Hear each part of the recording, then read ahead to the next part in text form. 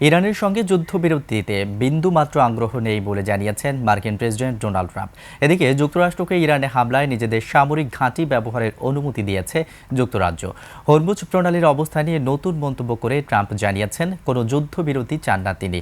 Hormuz সংকট সমাধানে প্রচুর সহায়তা দরকার জানিয়ে ট্রাম্প বলেন, গ্যাস সমৃদ্ধ ইরানের খার্গ দ্বীপ দখল নয়তো হামলা চালিয়ে ধ্বংস করে দেয়া হবে। এদিকে হরমুজ প্রণালীতে হামলা চালাতে ব্যবহৃত ইরানি স্থাপনায় আঘাত হানতে মার্কিন বাহিনীকে নিজেদের সামরিক ঘাঁটি ব্যবহারের অনুমতি দিয়েছে যুক্তরাজ্য।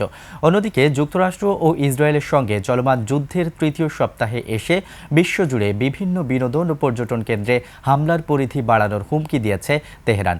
তবে তুরস্ক ও ওমানে ইরান হামলা চালায়নি বলে জানিয়েছেন দেশটির সর্বোচ্চ নেতা মোস্তাফা খামেনি। আর লেবাননে ইসরায়েলি বাহিনীর হামলায় অন্তত 20 জন নিহত হয়েছেন।